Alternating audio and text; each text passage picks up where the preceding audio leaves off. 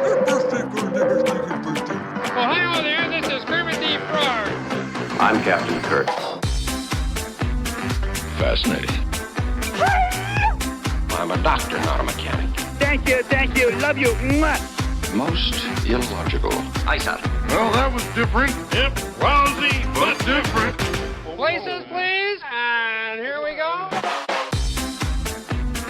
Welcome, ladies, gentlemen, bears, acamarians, and things to episode 20 of the MuppeTrek podcast. I'm Jarman. And I'm Steve. We are here to compare, contrast, and confer about our two favorite franchises. And Jarman, what are those? Those are, of course, the Muppets and Star Trek, and we do one-to-one reviews of the Muppet Show and Star Trek, the original series. And this week we have special Muppet Show guest Kaye Ballard and the original series episode, Court Martial. Now, you say Kaye Ballard. Who the hell is Kaye Ballard? And please inform our audiences, Steve. Well, Kaye Ballard was a comedian, actor, and musical performer who has dozens of roles that span television, film, and stage. Her television credits are a mile long, having done short arcs or reoccurring appearances on shows like The Ed Sullivan Show, The Tonight Show with Johnny Carson, The Red Skelton Show, and way more. Oh, Red Skelton, I remember him. Her stage work includes Carnival, Gypsy, Pippin, and Chicago, and she was in movies like 1976 Freaky Friday and 1999's Baby Geniuses. Oh, really? But what does our generation know her from? Probably Baby Geniuses. If anything. If anything. But would you say she's more episode of the Muppet Show? Is she more an actress, a comedian, or a singer, or kind of all of those things? So the thing I'm discovering about this whole era and a lot of the guests we're seeing, right, is that these people are famous for being themselves for the most part. And I think we're kind of coming from, I'm not sure why, but if you look at some of the people, Bruce Forsyth, the guy we're going to talk about next week, is the same way, where his self appearances in his IMDb page are like a mile long because they've done every talk show and every run on every minor show they can possibly do. And like the match it's game. All as themselves. Exactly. But it's all as themselves. Oh, yeah, that's true. Different era, I guess. A different era, but it's an era of people that are famous for being famous. Well, kind of like, like Kim Kardashian or something. If anything, yeah, very much. Maybe we're in a cycle because now we have people that are famous for being famous from like the digital age. That's true. I didn't think about that. But it's the same sort of deal. They're not famous for being in a movie or for doing these things. They're famous for like doing a funny bit on Ed Sullivan. It's so weird. Right. Anyway. But this week on the Muppet Show, I'm going to summarize a little bit different this week. So we're going to see how this goes. All right. On stage this week, the opening theme kicks off. Fozzie tells a joke about a pig and gets slapped by Piggy. Kermit introduces the week's special guest, Kaye Ballard. This is what we call a Muppet Show. The show opens with the country trio doing a quick little ditty in the summertime. It's a great number. Following this is Kaye Ballard and Thog, who perform a lovely duet. Oh, babe, what would you say? It really is a lovely performance, and Thog is adorable as always. Fog, that's his name. I kept forgetting. Yeah, Thog.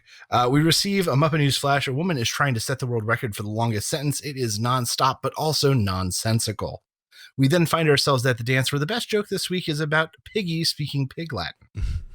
Next up, we have Life Gets Tejas Donut, more of a spoken poem than a musical number. It's well performed as the shack disintegrates around the old man narrator. Afterward, we have the talk spot with Kaye, Kermit, and Animal. Kaye interprets for Animal and shares his distaste for the current theme song of the show. When Kermit and Kaye admit that they both really like the song, he attacks both of them viciously. Following this, we have a sketch where a barber cuts so much hair away from a client that a sneeze blows them away entirely. Next is Vendaface, where an ugly whatnot gets their face torn off and replaced with a cute one.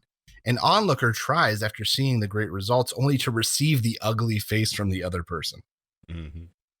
And after this, we get the closing number, One Note Mamba, featuring Kaye Ballard. Her and Piggy duel throughout the song across a series of different instruments. And it's really a very entertaining and great closing number. So, meanwhile, backstage this week, Floyd and the band threaten to quit the show because they hate the theme song, as it encroaches on them as artists. They agree tentatively to help with Kaye Ballard's numbers going forward. Kermit then agrees to have Nigel rewrite the song. The band doesn't like this either because Nigel wrote the original song that they hate. Animal's distaste then spills over into the talk spot, as I mentioned, as he attacks Kaye and Kermit. Floyd tells Kermit the band will stay if he can write the new song.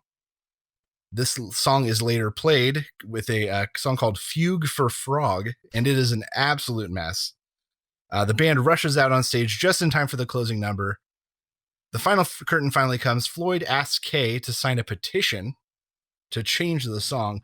Kaye insults Piggy, who chops the crap out of her, and Rolf plays the end song and theme alone as the rest of the band has walked out.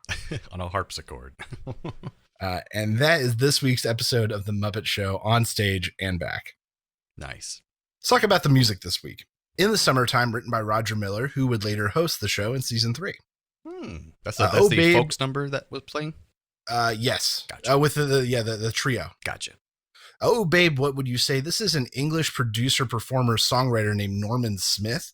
And this was a hit on the number 3 Billboard charts, But before and after this hit, Norman had a great career as an engineer and producer. He was the engineer and recorder at EMI Studios for the Beatles up into Rubber Soul. And John Lennon gave him the nickname Normal because of how even-tempered he was. Interesting. Life gets tedious, don't it? Weird number. It's by a guy named Carson J. Robinson, mostly known as a country museum. He got his start as a professional musician at age 15 as a whistler. Oh, I thought you would like that. Yeah. Fugue for Frog is clearly a big homage to Frank Zappa and his nutty experimental rock shenanigans. And then One Note Samba, the closing number, is by a guy named Antonio Carlos Jobim. I think I got that. Brazilian musician and songwriter who's commonly known for bringing bossa nova music to the world. And I looked that up, and the best example I could find is he's the guy who wrote The Girl from Ipanema. Ah, and also that people style will know, of music. You'll know bossa nova from your keyboard as a kid. Yes. Just push the little button for the bossa nova music. Yes. So, Jordan, what did you think of this week's episode of The Muppet Show? I thought it was a really solid episode. And I think, once again, I'm noticing the trend. The reason it was so good is because Kaye Ballard really synced well with the Muppets. And she felt like she was performing with them. They weren't. I was forgetting that they were puppets. She made them feel like they were just co-stars in a variety show, which is what you're supposed to be doing. She felt very natural with them, which I really liked. And she's a decent singer, decent actress, pretty funny. So that kind of all around makes it a very solid episode. I think these episodes really seem to hinge on the hosts, and when Muppets try to make up for that by just doing more Muppet stuff, you notice really hardcore how much the host is not involved, and that kind of makes it feel That's weird true. too. That's true. When they fill the gaps, it's very noticeable. I love the folk song at the beginning. I always love those guys for some reason. I think their songs are really good. Absolutely. What are they called again? They're the Country Trio. The Country Trio. That's right. You said that a few times. All right. So, but yeah, that and the Old Man on the Porch. I really enjoyed that number. I laughed a few times because he's just so depressed and nihilistic about life, but he doesn't really care either. It doesn't really bother him. And I liked how the B plot of the band really intertwined throughout the whole episode and affected the episode, both in the talk spot and also at the end. This is the first time ever they haven't done a pre-recorded end credit sequence. It was just Ralph on the harpsichord, and it was like, I love that. Yeah. And Nigel conducting just him. Yeah, and he's like, that does sound kind of square, and he's like, just keep playing. That's what I thought was really funny. I agree. In fact, I'm willing to say that this episode is probably second to Pete Ustinov. Oh, this is number 2 in my book, very easily, for all the reasons you said. She related well. She did a good job. I think that, unlike a lot of guests, they did a really good job featuring her. Yes, they did. And showed off all the things she could do. She got that sweet, kind of funny, sentimental number. She got One Note Samba where she got to show off a little bit more. Oh, I really love that number too. And her and Piggy. One Note Samba. Here's the thing. As soon as I saw it, I remembered the song and remembered loving it. But before I just rewatched it, I wouldn't have ever said that was one of my favorites. But now that I see it, I'm like, oh man, that was such a good number. It was so cute and funny, and they were competing and fighting against each other. And she brings out a tuba. It's really fun. But I would say the super successful episode, second only to Pete Ustinov. Initially I put this is going to be the upper middle episode level for me, but when I think about it, it probably is second place for me too. I would agree. It's so weird because both Pete Ustinov and Kaye Ballard I've never heard of before. But, right. That's a remark. I think it's funny that the people that we know the least about from like a general, zeitgeist mindset. Yeah. They're the ones that are just blowing me away the most. And that's the weird part too, going into this whole podcast idea. I was worried that I was going to be bored by all these people I'd never heard of before from the 70s. And I'm like, it's weird they're becoming my favorite episodes. So it's just kind of neat. It works out really well. So, Jordan, what was your favorite Muppeteering moment from this week's episode? I always try to appreciate the complex Muppeteering moments where I'm like, how did they do that? Or like, how complicated must that have been? And so I think in this one, it definitely would be the old man in the cabin sequence, because especially towards the end when the whole house collapses and he's crawling on the ground and you're like, where's the hand? How? There's still floor there. Like, what did they do? Where? How? So I don't know how it worked. And I think it was a lot to coordinate at one time with the clock and the mouse and the dog. And so it was very complicated. And also I just liked the number. It was silly and fun. And so that was my favorite moment. For me, my favorite this week, I had to go to the Country Trio. Nice. They were just spot on. It's a great song. It was really well performed. And if you ever rewatch it and just watch Frank Oz performing the bass player. Oh yeah. It is just a great and phenomenal performance that takes the entire thing over the top. Yeah, they're such good singers too. Well, at least not the Frank Oz part, but he's a good singer too. But the other two are really that was good not singers. The point. Yeah, that's not why he was not featured. Right. So, Jarman, tell us about this week's The Original Series episode. So this week we cover the episode Court Martial, and this is getting to a point now where I love doing this show because there's episodes of Star Trek Original Series I've seen a billion times, and there's ones like this that I haven't really rewatched at all. I've maybe seen this episode once, maybe twice. So that was kind of neat. So Court Martial, the Enterprise is going to Starbase 11 for repairs after being caught in an ion storm. And Kirk was forced to eject a research pod from the ship to protect the Enterprise itself from being destroyed for reasons that are kind of unclear, but they're more clear in the novelization of the episode. They don't really get into it. And there was a crew member on board that research pod, which is Lieutenant Commander Benjamin Finney.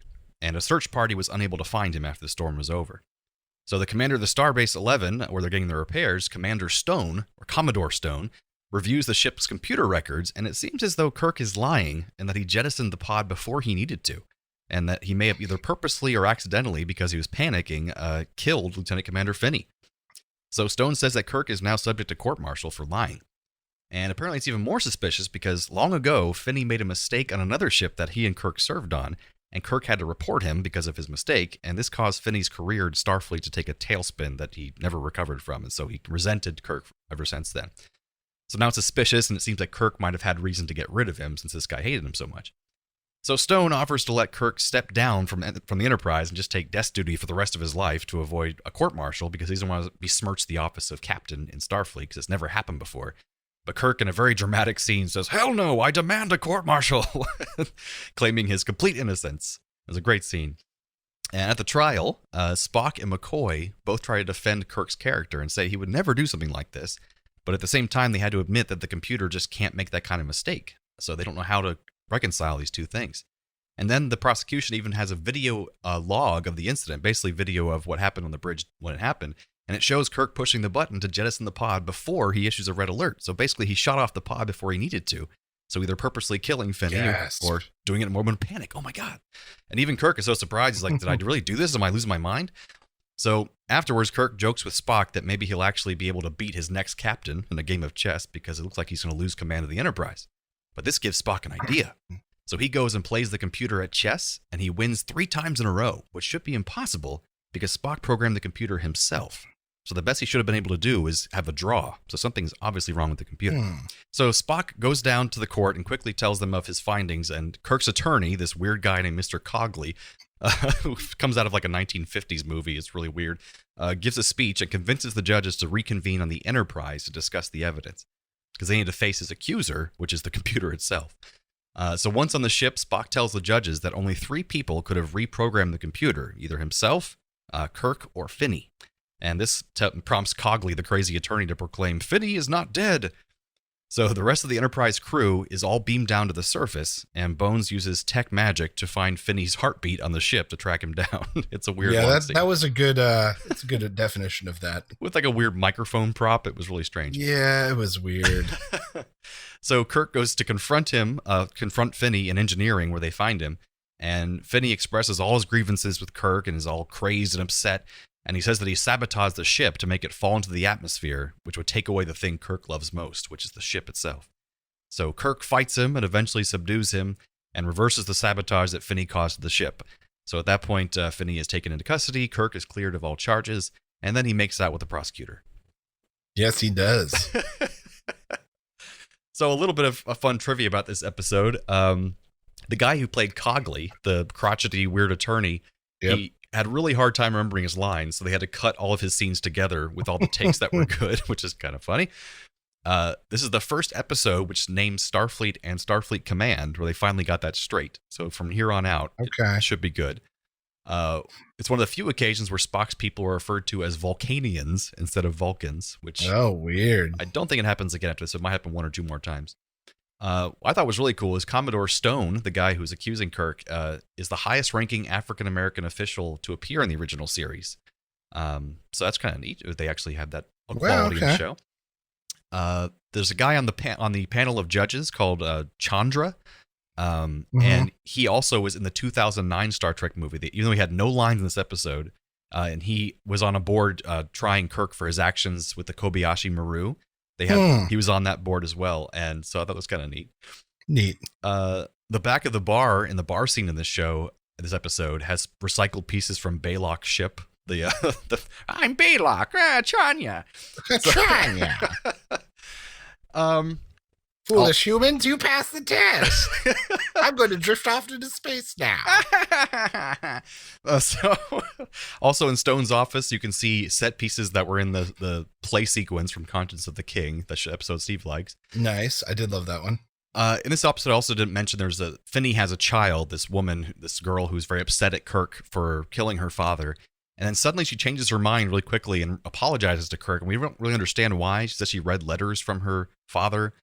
This is because of a cut scene where she explains that her father wrote letters saying how much he hated Kirk and he wanted to get back at him. And that makes more sense in that context, but it was completely cut from the episode, so it didn't really make a lot of sense. But anyway, Steve, what did you think of this episode?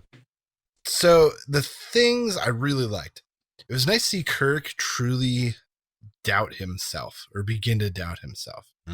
He's so cocksure, headstrong that you don't get to see him that way a ton. And it was nice.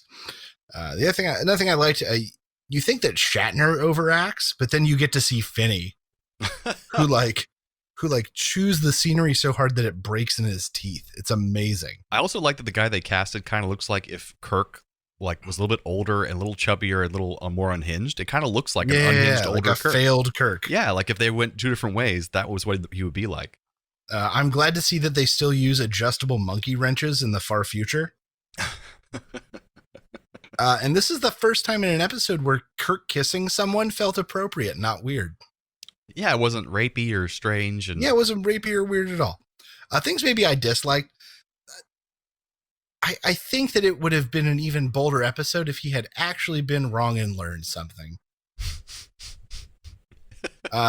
Because all this just does is reassure Kirk that he's flawless. That's all this does. Infallible. Yeah. The heartbeat thing was real weird. We touched on it earlier. It was so lame and it took so long. It did. To the point where they even skipped in time, ahead 3 people, and it still was too long. Basically, folks, if you haven't seen the episode, Bones goes around slowly with a little microphone thing, holding it to people's chests so it gets rid of their heartbeat from the ship's computer so they can track down where the last heartbeat is, and that will be Finney hiding somewhere in the ship. And he goes one person by one person by one person. It's like, okay, we get it.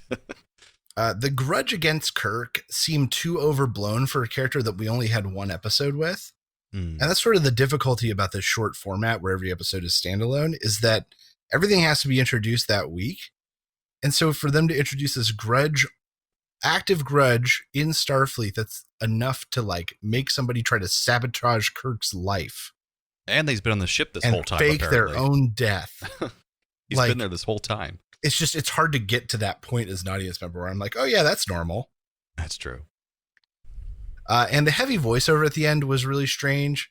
Finney told me what he had done, and I went and fixed it in the tubes. And it's just, he had subdued Finney, and then there was this voiceover, and suddenly he was pulling on an electrical cable on a ladder. That was also a cut scene as well. That's why that was so awkward, is because they ran out of time and so funding. Awkward. Originally, the daughter of Finney was beamed aboard the ship, as we knew.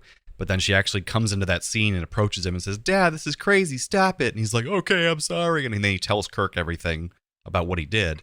They cut that whole thing and just put in voiceover and cut to the next scene. Okay, that makes sense. I literally said, did they lose the footage or something? All right, good. That makes perfect sense. Yeah.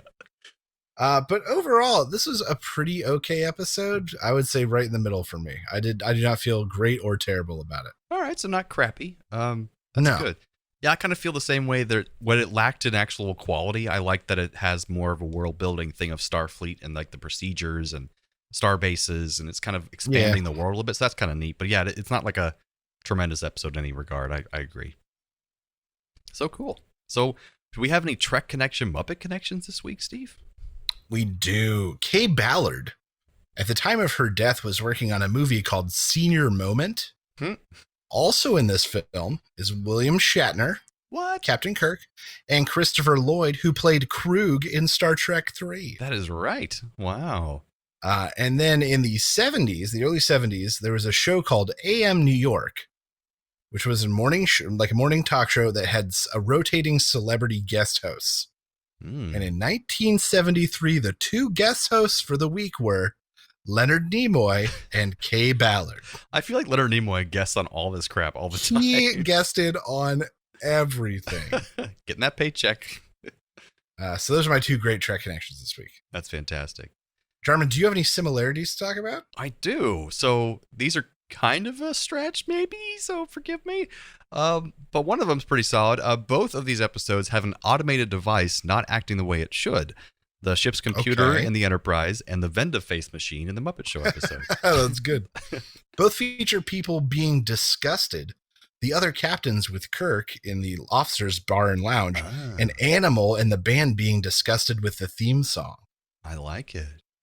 All right, so I have, this is not a good one. Crazy Harry blows up the stage before Gonzo can hit the gong, just like how Kirk seemingly jettisoned the pod before the red alert. Nice.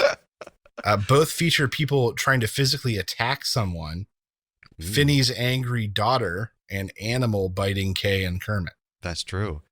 You murdered him! I have, this is my last one. Kermit says that the show gets a stay of execution when Floyd says he'll stay for the Kaye Ballard number before quitting. Just like how Kirk's career in Starfleet gets a stay of execution when his attorney convinces the judges to wait on judgment until they can be taken up to the ship and confront the computer. Whoa. Take a breath, man. Both involve a battle between two people. The dueling solos in One Note Samba and Finney/Kirk wrestling like madmen. That's perfect. Oh, what is that? Transporter malfunction. What is that? Transporter malfunction. All right, folks, this is the time of the show where we transport one character from one episode to the other episode and vice versa, if that makes any sense. So, Steve, what you got for us this week? So this week, taking from the Muppets over to Trek, I've got the Vendaface machine coming over, and it replaces the computer and plays Spock in space chess. That's amazing. If only to have a really long extended scene of nothing but mouth-made sound effects.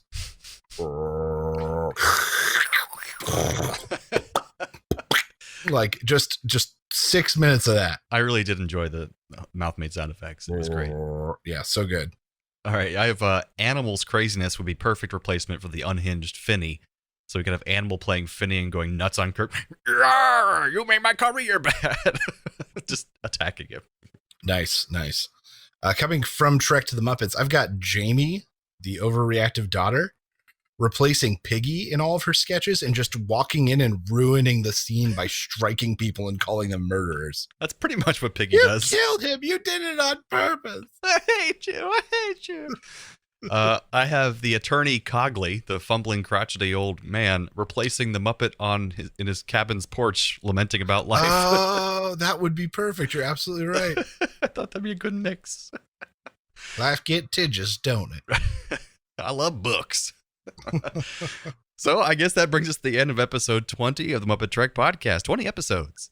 Holy crap, how did we do it? Join us next time for episode 21 of The Muppet Show with special guest Bruce Forsyth. And our original series episode, The Return of the Archons. So, from the lovers, the dreamers, and us. Live long and prosper, everyone.